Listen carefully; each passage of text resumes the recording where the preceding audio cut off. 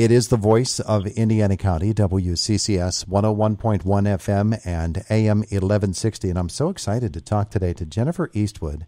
She is a senior editor for Disney Editions, and she is with us today to talk about an amazing, I don't even want to say an amazing job, an amazing book. It's just an amazing compendium of materials for the 100th anniversary of Disney. And it really, I keep using that word, Jennifer, amazing. Our conversation is brought to you by Marcus & Mack, voted best personal injury law firm in the Best of Indiana County contest. Marcus & Mack, a law firm representing injured people. So, Jennifer, I am stumbling all over myself because I'm just overwhelmed by these wonderful materials. I'm in possession right now. I'm looking at 4 different books, all in celebration of 100 years of Disney. How did you ever come up as an organization with the idea to do this much? This is just, again, I use that word, amazing. Oh, well, thank you so much. And really, it was a little daunting for us as editors, too, at the beginning, because the 100th anniversary of the company is such a milestone. So how do you do it justice was our big question. And to answer it, we went to our partners at the Walt Disney Archives. So this is a team that collects all the materials from across the company, all the recordings, all the artifacts, and they live and breathe Disney history every day. So we said, well, what would you like to see in a program? And they were very clear on their answers, and they said they wanted to celebrate all 100 years. They did not want it linear, so they didn't want another decade-by-decade retelling. We've had enough of those through the years. Mm-hmm. And they wanted Walt himself to be at the heart of all of the programming. So they actually told us that they were making an exhibit called Disney 100, the exhibition, which just opened in Philadelphia. And they said, for that, we're going to do these exhibition rooms that are storytelling themes tied to Walt's passions, or Walt's passions, personal and professional, really. So you'll get things like what was important to him in the art of storytelling through animation, but then you'll also get the joys of nature and appreciating the natural world, which were both very meaningful to Walt. And so we were able to mirror those for the big coffee table book, the Disney, the story of Disney 100. And for that way, we were able to tell all these different stories that went back and forth through the decades and made these lovely connections that all at the heart of them tied back to Walt himself. And you can get lost in that one. The story of Disney, 100 Years of Wonder, the huge coffee table book. And I want to circle back around to it in just a moment, but I want to tell folks about the other books that are included in this. It's the official Walt Disney quote book, which is all quotes, and you really get into the mind of Walt Disney with some of the things that he said and how much he appreciated Mickey Mouse. There's Walt Disney, an American Original Commemorative Edition. Now, this was, when did Bob Thomas write that book originally? It came out back in the 90s, right?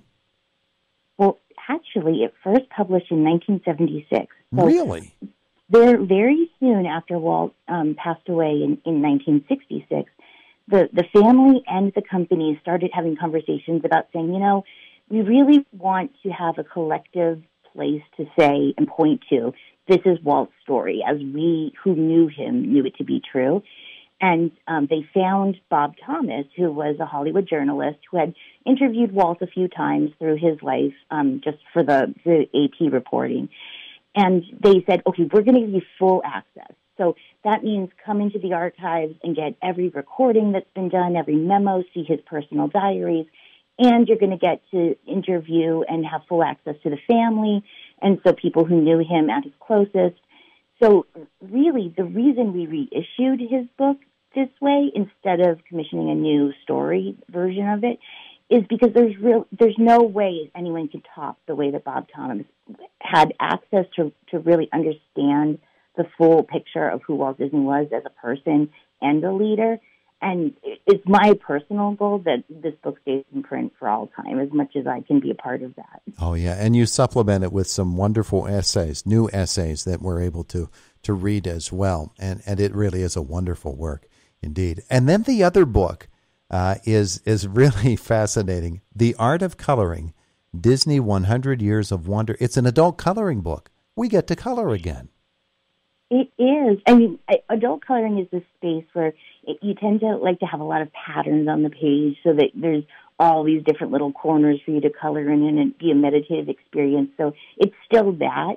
But within it, the Walt Disney Archives team, again, just treated this as a full passion project for themselves. And they went and found all sorts of line art that has never really been used or thought of in this kind of creative way. So you'll go from like a 1920s Alice Comedies movie stand poster to something from Treasure Island in the 50s to, the latest Pixar films. It's a hugely fun romp. So I want to get back to the big coffee table book, The Story of Disney, 100 Years of Wonder, because as I said, you can really get lost in it. The thing that I thought most exciting about it was to read about Walt and his childhood and how he translated bits and pieces of that childhood into what became Main Street USA. That was really a fascinating aspect of the entire Walt Disney story. And really, it goes on today. But we're actually seeing, when we go to Main Street USA, we're actually seeing Walt Disney's childhood, aren't we? Well, you're seeing the Main Street of Walt Disney's childhood. As his memory says, this would have been it at its best. And not just Walt, other contributors and artists in their own, childhoods in small towns. Everyone sort of brought to the picture, what do I remember about that small town growing up that delighted me? And everyone put their best of their best together, and that's what Main Street USA is. Yeah, and it really is fascinating. As you get further into the book, you come across items like Epcot, which has always been an intriguing place for me. And you see some of the conceptual drawings from Epcot and what that was all like, a Disneyland and Disney World. And you can really get into the many, many aspects of what it is like to experience Disney from a whole new perspective for all of us. Jennifer, when you decided that you were going to put together this book, this is the compilation of works of probably hundreds of people that produced this work right here. And you took a look at it, at the finished product. Did you get as lost in it as I did? I still do. It's one of those books where you're flipping through it and something will just hit you like at that emotional level that makes you pause, and then you read the caption, and then you kind of get drawn into the page, and you do get I get lost in books all the time, but I especially find myself getting lost in this one. And we meet so many people in the Walt Disney experience through the course of this book, and we see their work, and we see them at work, and we sort of, we think of Disney, and we think of the joy that it brings to little kids. But it does to adults as well, and it does to the people of Disney. And I thought that was a really interesting part of it as well. And that was a really important part for us to convey because it's very true. And one of my favorite quotes actually from the quote book that we just released from Walt is, "No man alone can do very much of consequence without the help of others." And that really was one of those story guiding points for us throughout this experience, because that's who Walt was. At any moment in his life and career that you can point to, you would say that always he had a big dream and a big goal, and he was leading the charge in that visionary way. But it was never, ever him alone. It was always him saying, okay, well, what resources do I need to pull together? What team do I need to assemble? What talents do the people on that team need to have to get us to that dream? And that's really the magic of Walt. What were some of the things that really stood out to you that you said to yourself, I never knew that?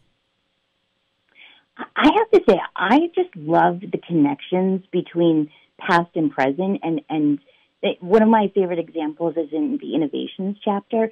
So much of it, we're talking about there were, animation standards and practices in place by the time Walt was in the business of doing animated shorts.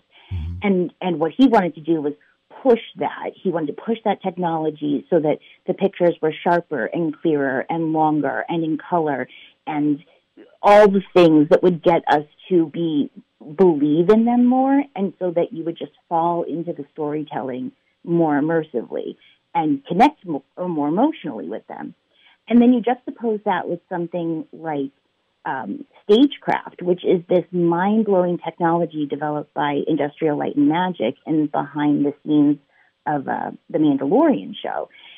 And it's the same story. It's these brilliant filmmakers with big, lofty visions pushing that technology to get them to have what is actually on the screen more true to the vivid imagination in their mind, and it's all fueled by passion. Well, it is really just a tremendous work, a tremendous amount of work that goes into making this all happen. So the result is these 4 books. Now, Jennifer, are we buying these books separately, or are they coming as a set? How is it the folks can get their hands on this? They're each available separately. All of them are available everywhere books are sold, and DisneyBooks.com is our website to give you more information, too. DisneyBooks.com? Correct. Beautiful. Hey, Jennifer, this has been so much fun. Jennifer Eastwood, I'm going to go get lost in this book again. So I'm supposed to be doing the rest of the show here, but now that I have it up here in the studio with me, I'm just going to get lost in it for a while longer. Well, please enjoy. Thank you. Thanks so much for spending some time with us, too. Take care. It is the voice of Indiana County. It's WCCS 101.1 FM and AM 1160.